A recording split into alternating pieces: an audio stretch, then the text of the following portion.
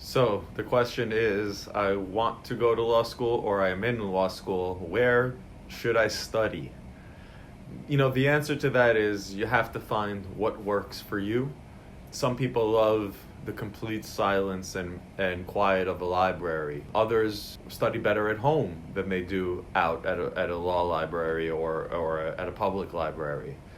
For me personally, it was the noisiest place possible. So I used to study in the law school union and cafeteria while everybody in the world was making noise. It was just a lot easier for me to kind of focus in on the topic when I had all this distraction. It was much easier for me to dive in.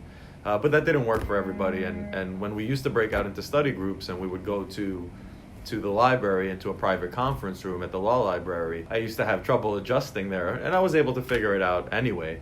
But you have to find what works for you, and you should try different things. But when you find what works for you, you should stick to it. And don't try to do something else, especially right before an exam or right before the bar.